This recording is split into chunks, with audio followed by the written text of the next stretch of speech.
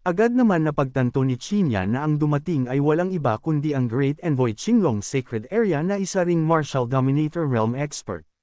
Bilang host ng pagtitipon ay mabilis na sinalubong ni Uyang Ba ang Great Envoy at magalang na sinabi rito na wala ng saysay pang pag-usapan pa ang Imperial Exterminator dahil matagal na itong nawala sa Mystic Spirit Sect.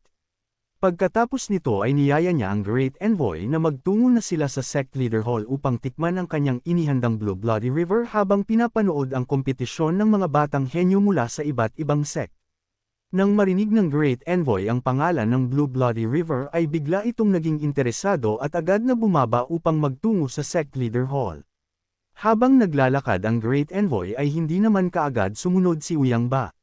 Sa halip ay tinawag niya si Qinyan at inutusang sumunod sa kanya papunta sa Sect Leader Hall.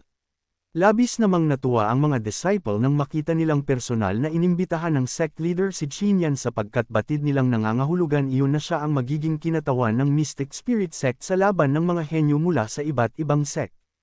At kung magpapakita siya ng pambihirang talento ay may malaking posibilidad na kunin siya bilang disciple ng Great Envoy. Ngunit habang ang karamihan ay natutuwa ay makikitang tila nag-aalala sina Princess Miao Miao at Long Ho. Ramdam nilang may masamang balak si Uyang Ba laban kay Qinyan. Alam din ni Qinyan na napakadelikado ng kanyang gagawin kung pupunta siya sa Sect Leader Hall dahil hindi maganda ang kanyang relasyon kay Uyang Ba. Gayunpaman ay buo ang kanyang pasya na samantalahin ang pagkakataong makuha ang atensyon ng Great Envoy. Dahil dito ay hindi na siya nag-atubili at agad na nagtungo sa Sect Leader Hall. Pagdating niya roon ay nadatnan niya sina Old Shan, Uyang Ba at ang Great Envoy. Agad siyang yumuko at magalang na nagbigay galang sa tatlong makapangyarihang nilalang. Samantala si Uyang Ba na may masamang balak kay Qinyan ay agad na isinagawa ang unang hakbang ng kanyang plano. Ipinahayag niyang nais niyang si Qinyan ang maging kinatawan ng Mystic Spirit Sect sa munting kompetisyon sa pagitan ng mga pinakamatitinding genius disciple ng apat na pinakamalalakas na sect. Nang marinig iyon ni Qinyan ay bahagya siyang nakaramdam ng pangamba. Agad niyang nilingon ang mga kalahok at nakita niyang magkakasamang nakaupo ang tatlong super genius mula sa tatlong great sect at bawat isa sa kanila ay nasa peak martial emperor realm. Dahil dito ay napaisip siya kung paano niya haharapin ang mga kalabang higit na mataas ang cultivation kaysa sa kanya. Pero hindi pa man siya nakakapagpas siya kung tatanggapin ba niya ang laban ay bigla nang nagsalita ang sect leader ng Flame Sect. Sinabi nitong sumasang-ayon siyang gawing kinatawan si Qinyan dahil matagal na niyang naririnig ang pangalan nito saan man siya magpunta kaya nais niyang makita mismo ang tunay nitong kakayahan. Idinagdag pa niya na upang maging patas ang laban ay uutusan niya ang kanyang disciple na ibaba ang sariling cultivation sa half-martial emperor realm para maging kapareho ang cultivation nito kay Qinyan. Hindi naman tumutol ang disciple ng Flame Sect at agad na nagpahayag na handa siyang gawin iyon. Nang marinig naman ni Old Shan ang mungkahi ay labis siyang natuwa dahil magiging patas ang kompetisyon. Kaya naman agad niyang tinanong ang sect leaders ng Flying Sword Sect at Qing Sect kung handa rin ba silang tanggapin ang parehong kondisyon. Hindi naman nag-atubili ang dalawa at agad nilang ipinahayag na sumasang-ayon din sila sa mungkahing iniharap ng sect leader ng Flame Sect. Sa sandaling magkasundo ang lahat sa mga kondisyon ay wala nang dahilan para tumanggi pa si Qinyan. Kasabay ng tatlo pang kalahok ay umakyat siya sa entablado habang nakatuon sa kanila ang atensyon ng bawat disciple at panauhing naruroon. Bago tuluyang magsimula ang laban ay ipinaliwanag muna ng tagapangasiwa ang mga patakaran. Mahigpit nitong ipinagbawal ang pagpaslang sa sinumang kalahok sapagkat isa lamang itong friendly match upang ipakita ang talento ng bawat sect. Pagkatapos ng maikling paliwanag ay ibinigay na rin nito ang hudyat upang magsimula ang labanan. Tahimik na pumwesto ang apat na genius habang naghihintay kung sino ang unang kikilos. Pero hindi na naghintay si Qinyan at kaagad niyang inilabas ang kanyang sandata kaya sa isang iglap ay nagulantang ang buong arena. Hindi dahil sa lakas ng kanyang aura kundi dahil malinaw na ipinakita niyang balak niyang harapin ang tatlong genius ng sabay-sabay. Wala pa siyang anumang pag-aalinlangan nang ilunsad ang kanyang unang pag-atake laban sa kanilang tatlo. Kitang-kita naman sa mukha ng mga kalaban ang pagkabigla dahil walang sinuman ang nag-akalang magiging ganoon katapang si Qinyan. Maging ang sect leader ng Flying Sword Sect ay napailing at sinabihan si Old Shan na ang kanyang disciple ay labis ang kumpiyansa sa sarili. Gayunpaman ay nanatiling kalmado si Old Shan at hindi man lamang sumagot. Isa sa tatlong genius ang agad na humakbang pasulong habang malamig na sinasabing kung nais ni Qin Yan na labanan silang tatlo ay kailangan nitong ipakita ang tunay niyang lakas. Walang pag-aatubili namang ginamit ni Qin Yan ang Blazing Sun Golden Armor Body Technique. At kasabay ng pag-aktibo nito ay sumabog ang napakalakas na aura sa kanyang katawan bago niya pinakawalan ang isang napakabigat na suntok patungo sa tatlong kalaban. Pagkaramdam pa lamang ng unang genius sa lakas ng paparating na pag-atake ay mabilis na itong umurong. Batid niyang kapag sinalubong niya iyon ng direkta ay tiyak na mabibigatan siya. Maging ang dalawa pa niyang kasama ay agad ding kumilos at sabay na nagpakawala ng kani-kanilang mga teknik upang pigilan ang pag-atake ni Qin Yan. Subalit bago pa man tuluyang magbanggaan ang magkabilang panig ay agad na nilamon ng napakalakas na puwersa ng kanyang suntok ang kanilang mga teknik. Isang malakas na pagsabog ang yumanig sa buong entablado at kasabay nito ay sabay-sabay na napaatras ang tatlong genius. Hindi inaasahan ng sinuman na sa unang salpukan pa lamang ay si Qin Yan na agad ang nakakuha ng malaking kalamangan. Maging ang mga disciple na nanunood ay hindi napigil ang mapasinghap sa kanilang nasaksihan. Nagkatinginan naman ang tatlong genius at agad nilang napagtantong mali ang naging paghusga nila sa lakas ni Qin Yan. Hindi nagtagal ay isa sa kanila ang muling humakbang pasulong at nagpahayag na haharapin niya si Qin Yan ng mag-isa upang subukan ang isa sa kanyang pinakamalalakas na alas. Pagkasabi pa lamang nito ay agad niyang pinakawalan ang kanyang Heavenly Sword Intent. Sa loob lamang ng ilang saglit ay napuno ng hindi mabilang na sword energy ang buong himpapawid bago sabay-sabay na bumuhos ang mga ito patungo kay Qin Yan. At dahil sa dami ng sword energy ay halos matakpan na ang kanyang buong katawan. Nang makita iyon ay hindi napigilan ng sect leader ng Flying Sword Sect ang mapangiti dahil buo ang kanyang paniniwalang wala ng paraan upang makaligtas si Qin Yan sa ganoong klase ng pag-atake. Hindi pa nito pinalalagpas ang pagkakataon at bahagyan nitong tinukso si Old Shan na parabang sigurado na ang tagumpay ng kanyang disciple. Ngunit nanatiling walang imik si Old Shan at natawa lamang sa sinabi nito. Alam niyang hindi pa iyon ang tunay na simula ng laban at masyado pang maaga upang magdiwang. Samantala mabilis na sinuri ni Qin Yan ang sitwasyon. Batid niyang imposibleng maiwasan ang napakaraming sword energy na papalapit sa kanya kaya sa halip na umiwas ay agad niyang ipinatawag ang kanyang Divine Battle Spirit. Sa sandaling lumitaw ito ay tila isang hindi matatawarang pader ang humarang sa lahat ng sword energy. Isa-isang naglaho ang mga ito bago pa man tuluyang makarating sa kanyang katawan. Bahagyang nagbago ang ekspresyon ng kalaban nang makita niyang walang naging epekto ang kanyang Heavenly Sword Intent. At dahil wala na siyang ibang pagpipilian ay inilabas na rin niya ang kanyang martial spirit at walang pag-aatubiling pinakawalan ito laban kay Qin Yan. Napakabilis ng kanyang martial spirit kaya halos wala ng sapat na oras upang makaiwas o makapaghanda pa si Qin Yan. Pero hindi siya nagpakita ng anumang pag-aalinlangan bagkus sinalubong pa niya ito gamit ang kanyang sariling kamao. At sa pagbangga ng dalawa ay umalingaw-ngaw ang isang napakalakas na pagsabog sa buong arena. Sa matinding pagkagulat ng lahat ay tuluyang nabasag ang martial spirit ng kalaban sa isang suntok lamang ni Qin Yan at dahil direktang konektado ang martial spirit sa may-ari nito ay agad na nagtamo ng matinding pinsala ang disciple ng Flying Sword Sect. Namutla ang kanyang mukha habang hindi mapigil ang umatras ng umatras dahil sa tindi ng pinsalang kanyang tinamo. Sa kanyang pag-atres ay hindi na niya namalayang nakalampas na pala siya sa gilid ng entablado. Nang tuluyan siyang makatapak sa labas ng arena ay kaagad na itinaas ng tagapangasiwa ang kanyang kamay at idineklara na si Yiming ng Flying Sword Sect ang unang natanggal sa kompetisyon. Sa isang iglap ay tatlo na lamang ang natitirang kalahok sa gitna ng entablado at ang pinakamalaking sorpresa sa lahat ay si Qin Yan pa rin ang nananatiling walang kahit katiting na pinsala. Hindi makapaniwala si Yang Yiming sa napakabilis niyang pagkatalo.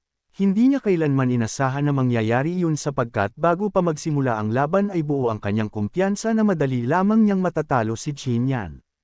Kahit pa ibinaba niya ang kanyang cultivation sa half-martial emperor realm ay naniniwala siyang mas lamang pa rin siya dahil sa mas mahabang karanasan niya sa pakikipaglaban. Ang mga disciple na nakasaksi sa buong laban ay hindi rin makapaniwala sa kanilang nasaksihan. Walang sino man ang nag-akala na kayang harapin ni Qin Yan ang tatlong super genius ng sabay-sabay at higit pa roon ay mapabagsak agad ang isa sa kanila. Kaya naman hindi nila napigil ang purihin ang ipinakitang lakas ni Qin Yan at nagsimula silang magbulungan na tila hindi na makatwiran ang bilis ng kanyang paglakas. Habang patuloy na umaalingaw-ngaw ang mga papuri sa paligid ay may isang tao namang lihim na nagngingit-ngit sa sobrang galit. Habang pinakikinggan nito ang papuri ng lahat kay Qin Yan ay lalo lamang tumitindi ang kanyang pagkapuot.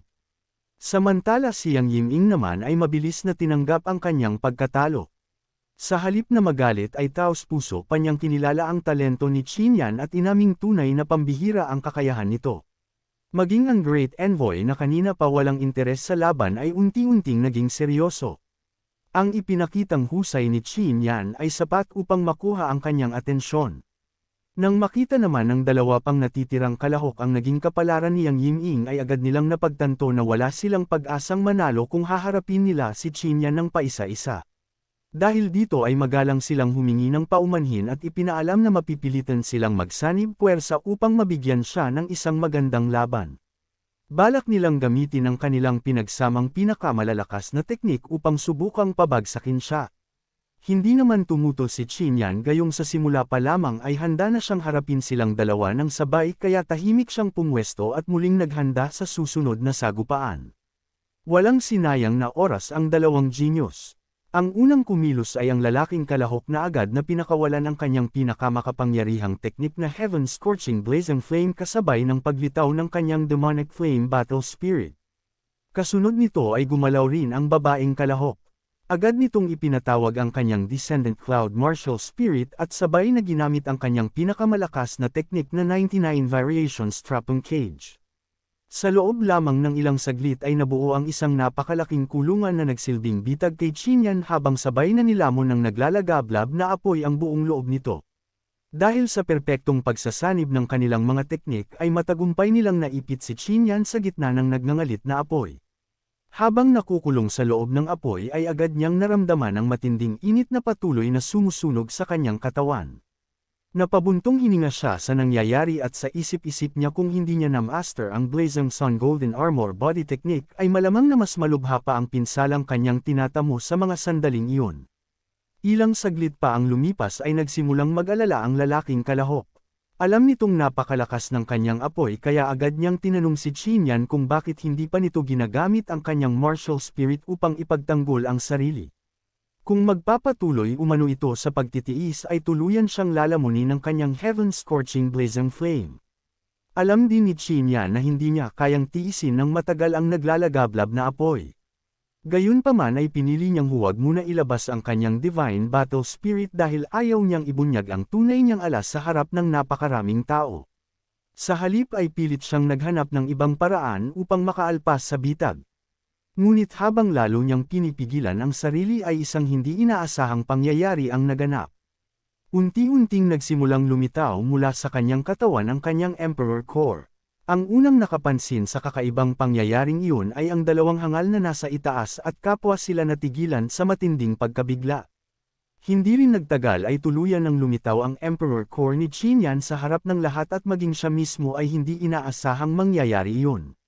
Sa paglitaw ng Emperor Core ay agad na napatigil ang dalawang genius sa kanilang pag-atake habang nakatitig sila kay Qin Yan na may halong matinding pagkabigla at pagkalito. Ang hindi naman pangkaraniwang pangyayaring nasasaksihan ng lahat ay mabilis na naging usap-usapan sa buong Mystic Spirit Sect. Halos bawat disciple ay nakatingin kay Qin Yan habang nagtataka kung paano niya nagawang umabot sa puntong iyon. Isang buwan pa lamang ang nakalilipas ay nasa second layer Xiantian Realm pa lamang siya ngunit ngayon ay nasa bingit na siya ng pagpasok sa Martial Emperor Realm. Nang marinig ng sect leader ng Flame Sect ang usapan ng mga disciple ay hindi niya maitago ang kanyang pagkabigla. Bilang isang makapangyarihang cultivator ay batid niyang halos imposibleng magkaroon ng ganoong kalaking pag-angat sa loob lamang ng isang buwan. Habang abala pa ang lahat sa pag-iisip kung paano nangyari ang himalang iyon ay muling nagbago ang kalangitan.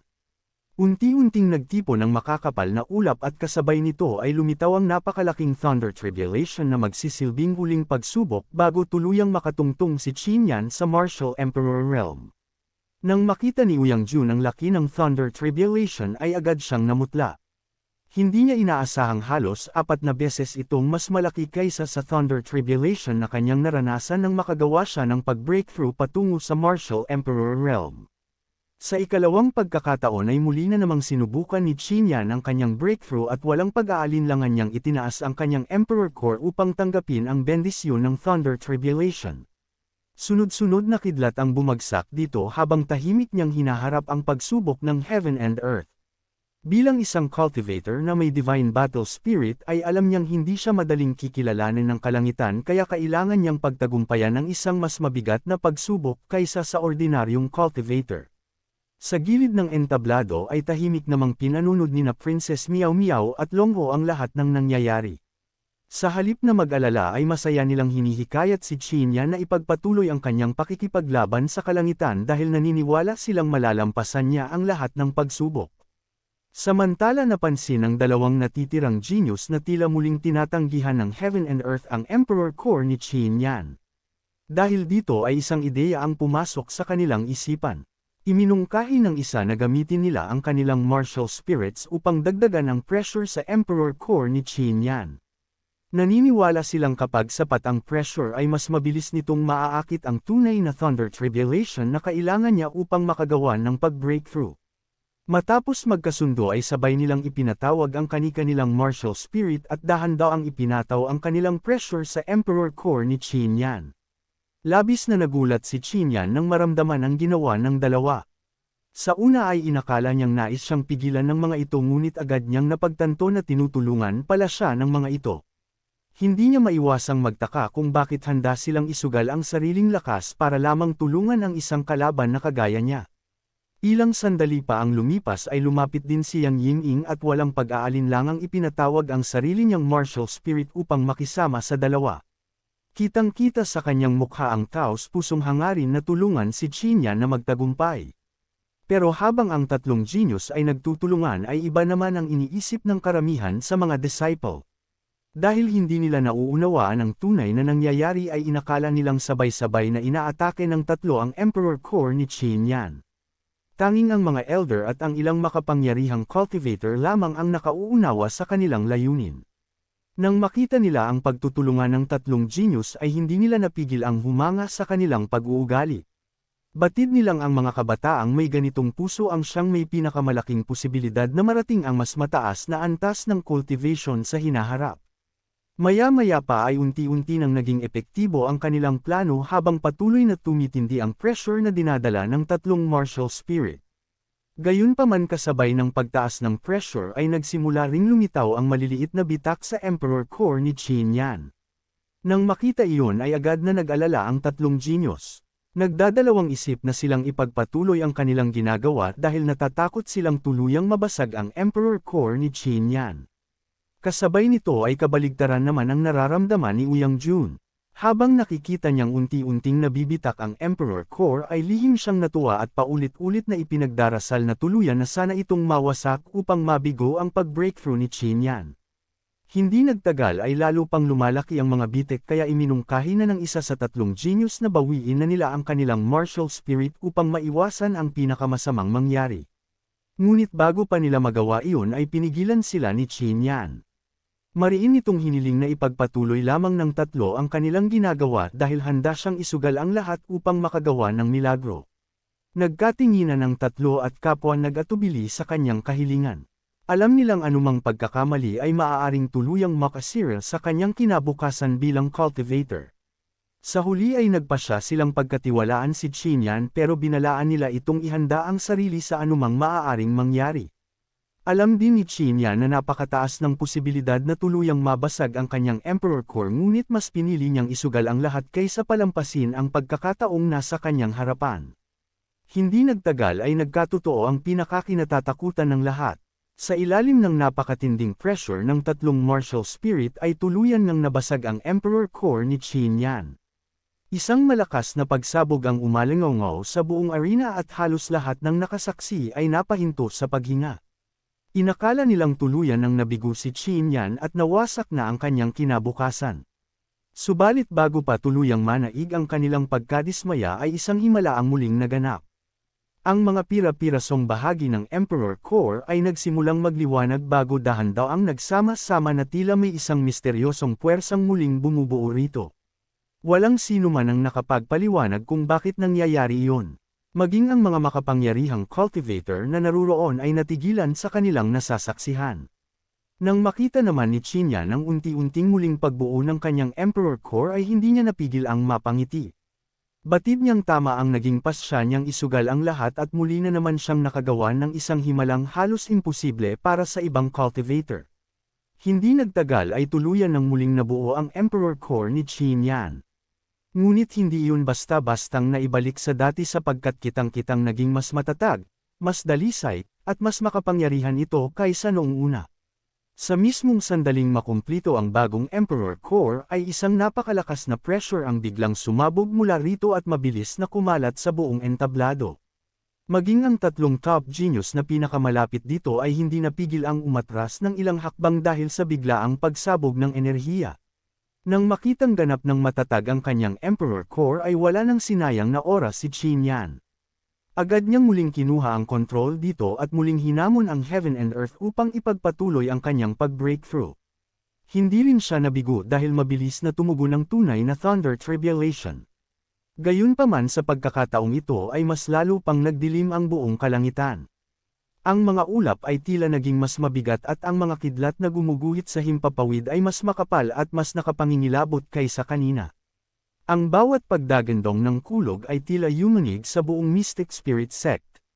Maging ang dalawang hangal na tahimik lamang na nanunood mula sa kanilang upuan ay hindi napigil ang makaramdam ng takot nang makita ang bagong Thunder Tribulation ni Xinyan. Hindi ito maihahambing sa anumang tribulation na kanilang naranasan o nasaksihan noon. Napatanong tuloy sila sa kanilang sarili kung gaano ba talaga kataas ang talento ni Xinyan upang magawang tawagin ang isang Thunder Tribulation na halos lampas sa kanilang imahinasyon. Batid nilang kahit ang pinakamatitinding super genius sa lower district ay karaniwang nakagagawa lamang ng Thunder Tribulation na may lawak na humigit kumulang 100 talampakan. Ngunit batay sa kanilang pagtataya ay umaabot na sa halos 1,000 talampakan ang saklaw ng Thunder Tribulation ni Xinyan. Ang mga elder na naruroon ay hindi rin mapakali habang pinagmamasdan ang nakabibinging tanawin sa kanilang harapan. Unti-unti nilang napagtanto na maaaring muling magkaroon ng Mystic Spirit Sect ng isa pang Imperial Exterminator na isang nilalang na sa hinaharap ay maaaring katakutan ng buong lower district. Maging sina Princess Miao Miao at Long Ho ay hindi maitago ang kanilang pagkamangha. Kahit sila ay aminadong ang Thunder Tribulation na kanilang naranasan noon ay hindi man lamang maihahambing sa kasalukuyang kinakaharap ni Xinyan. Sa kanilang mga mata ay malinaw na ang bawat himalang ipinapakita ni Xinyan ay patunay na ang kanyang talento ay lampas na sa karaniwang pamantayan ng isang genius cultivator.